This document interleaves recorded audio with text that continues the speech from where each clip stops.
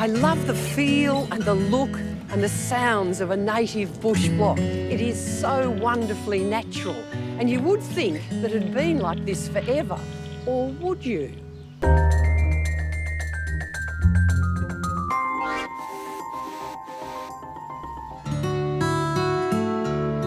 30 years ago, when Sue Guymer and Bill Aitchison first bought their one-acre block of land in Donvale, less than 20 kilometres to the east of Melbourne, it looked like this.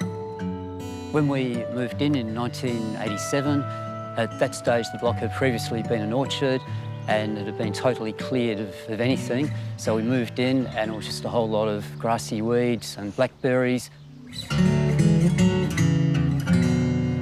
So how did Sue and Bill go about transforming the bland into the beautiful?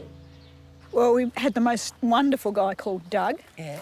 And when we met him, we realised that he was really passionate and knowledgeable about the local Indigenous plants. Yeah. And we'd always wanted a bush garden, or particularly I had. And when we said that to Doug, the tears welled in his eyes because, of course, he was having to do lawns and lines of iceberg roses. And Of which you have none. of which we have none.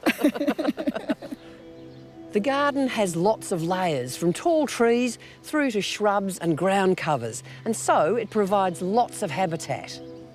You know, it's a whole environment, it's an ecosystem. Things don't exist in isolation, so the plants need the animals and the animals need the plants. And we just thought it was a good thing to be giving something back to the environment. And do you think it has succeeded? Have you brought in lots of wildlife? Oh, we certainly have seen a lot of wildlife here, so I think we feel it succeeded and it's certainly enriched our lives at the same time. The further you get from the house, the more bush it gets. Right at the bottom of the garden is a lake, part of the original design. And that is so well established that yabbies have moved in, as well as frogs, herons and water birds. Bill, I like this idea of the lake. I think that's terrific for the design. Well, it's been a great habitat for wildlife, for birds. We've had a couple of turtles here, and we're also conscious that we back onto a local creek, the Mullumm Creek, and that's a very important wildlife corridor. So what kind of species have you got growing in the lake? We've got quite a few different species. Over here you can see the bulrushes, Typha, which do get quite aggressive in the lake. Yeah. We've also got tall spike-rush, Eleocharis, sphacelata, and further over on the edge of the lake, the melaleucas have spread quite widely and now make a great Screen, really. screen on the edge of the lake. While Bill and Sue love lots of different native plants, one group of plants that Bill has developed a passion for is acacias. So with blue sky and in the gold of the wattle, it's hard to beat, isn't it? You can't know. This is Acacia acinacea, which is one of our local wattles, occurs around here. It's got the common name of the Gold Dust Wattle, which I think is a very appropriate name. We've got quite a few of them growing on the property here, and they all seem to do really well. They grow very easily, and it's really one that I'd recommend. It's got a lovely fragrance. Yeah, it's got a nice fragrance, hasn't it? It's nice. While this block has been transformed beyond recognition since they started, it's a more recent and speedy transformation that seems to have added the finishing touch to the property. 2 or 3 years after we moved in, we built a swimming pool, and that had been here for nearly 30 years.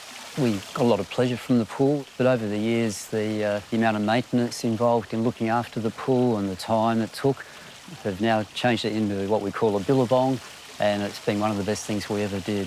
You've got so much plant life around it. How old is the actual billabong? It's only just over a year ago that it was done. So what sort of species have you got in here? We've got quite a few plants of what used to be called arestio and now called Baloskion, tetraphyllum. I think it's known as a tassel rush. And there's that taller form, and they're also dotted about some of the smaller forms, which is a different subspecies, and give quite a bushier, denser lime green sort of look. This one's another of the Baloskions. It's Baloskion australe, which has such wavy stems on it. It sort of almost looks like something from outer space. It's really weird. In the deeper water in the billabong, we've also got Triglochum procera, which I think is called water ribbons. Is that right, Bill? I think it is. Yes, yes. You can see they've got some buds on the flower heads coming up there. And we've got Acacia, which is the leaf that's sitting on the surface of the water, and they have stalks with yellow flowers on them.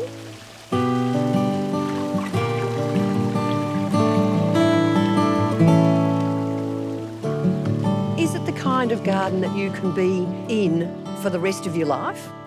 Certainly it's our intention to stay here and at some stage drop dead in the garden, hopefully.